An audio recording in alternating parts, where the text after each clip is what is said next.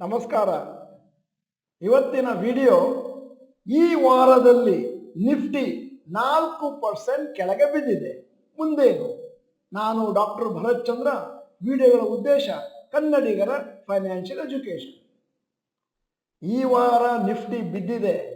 ಬಹಳ ಜನಕ್ಕೆ ಭಯ, ಮುಂದಿನ ದಿನಗಳಲ್ಲಿ ಏನಾಗ್ಬೋದು.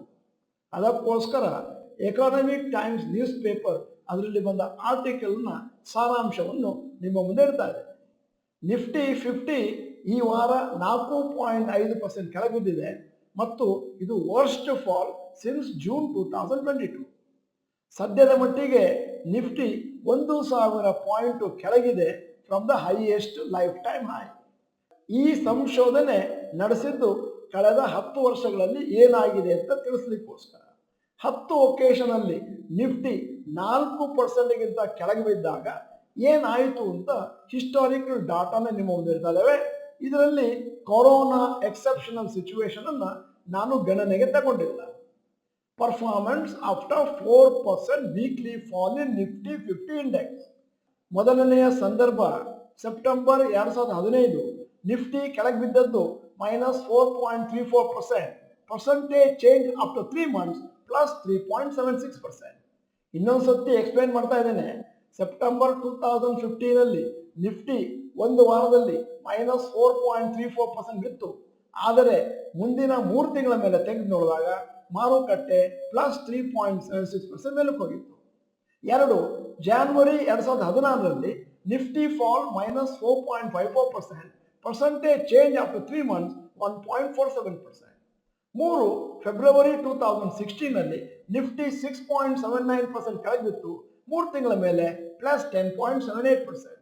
4 ಅಕ್ಟೋಬರ್ 2018 -5.62% ಕೆಳಗೆ ಬಿತ್ತು ಮತ್ತು 3 ತಿಂಗಳ ಮೇಲೆ +5.27%. 5 ಫೆಬ್ರವರಿ 2020ಯಲ್ಲಿ -4.79% ಕೆಳಗೆ ಬಿದ್ದಿತ್ತು ಮತ್ತು ಪರ್ಸೆಂಟೇಜ್ ಚೇಂಜ್ ಆಫ್ಟರ್ 3 months -21.50. ಇದು ನಾನು ಮಾತಾಡ್ತಿರೋದು ಅಂದಾಜು ಕೊರೋನಾ ಟೈಮಲ್ಲಿ. 6ನೇದ್ದು ಮೇ 2020 -6.17% ಮತ್ತು ಪರ್ಸೆಂಟೇಜ್ ಚೇಂಜ್ ಆಫ್ಟರ್ 3 months +19.69%. 7ನೇದ್ದು ಜನವರಿ 2021 ಅಲ್ಲಿ -5.13% ಮತ್ತು ಮೇಲಕ್ಕೆ ಹೋಗಿದ್ದು 3 ತಿಂಗಳ ಮೇಲೆ 5.18%. 8 ನವೆಂಬರ್ 2021 ನಿಫ್ಟಿ ಕೆಳಗೆ ಬಿದ್ದದ್ದು -4.16%.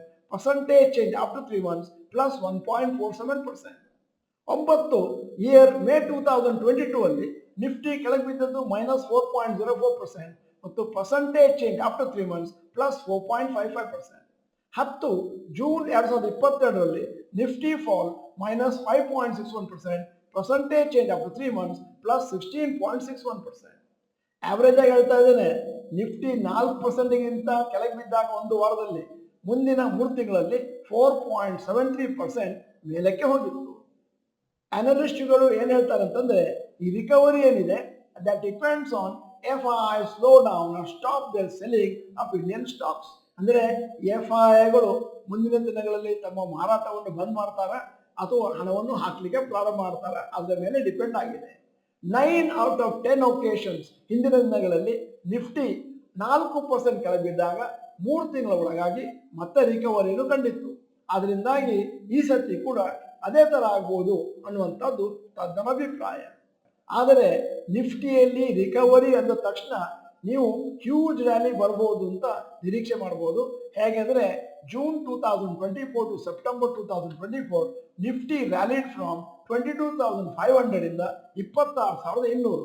ಅದು 16% ಜಂಪ್ ಆಗಿತ್ತು 4 ತಿಂಗಳಲ್ಲಿ. ಮುಂದಿನ ದಿನಗಳಲ್ಲಿ ಮಾರುಕಟ್ಟೆ ಯಾವ ತರ ರಿಕವರಿ ಆಗುತ್ತೆ ಅನ್ನುವುದು depending on US federal reserve taking action against interest rate ಮತ್ತು RBI ಅವರು ಭಾರತದಲ್ಲಿ ಯಾವಾಗ ಇಂಟ್ರೆಸ್ಟ್ ರೇಟ್ ಅನ್ನು ಕಟ್ ಮಾಡ್ತಾರೆ.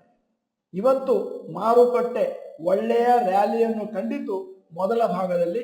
ಅದಾದ್ಮೇಲೆ ಲಾಸ್ಟ್ 2 hours ನಲ್ಲಿ ಮಾರುಕಟ್ಟೆ ಒಂದಷ್ಟು ಕುಸಿತವನ್ನು ಕಂಡು 25,000 ಮಾರ್ಕಿಗಿಂತ ಕೆಳಗೆ ಕ್ಲೋಸ್ ಆಗಿದೆ. ಅಂದರೆ ಮಾರುಕಟ್ಟೆಯಲ್ಲಿ ಒಂದು ತರದ ಜನರಲ್ ವೀಕ್ನೆಸ್ ಇದೆ ಕಳೆದ 2 ವಾರಗಳಿಂದ.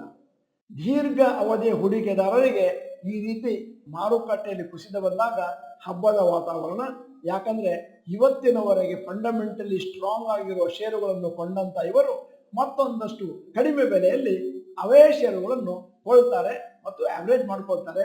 ಮುಂದಿನ ದಿನಗಳಲ್ಲಿ ಜಾಸ್ತಿ ಲಾಭ ಕಟ್ಟಿಟ್ಟ ಬುತ್ತಿ. ವಿಡಿಯೋದ ಕೊನೆಯಲ್ಲಿ ಇವತ್ತಿನ ವಿಡಿಯೋಗೆ ಸಂಬಂಧಪಟ್ಟ ಹಾಗೆ ಒಂದು ಪ್ರಶ್ನೆ ಕೇಳ್ತಾ ಇದ್ದೀನಿ.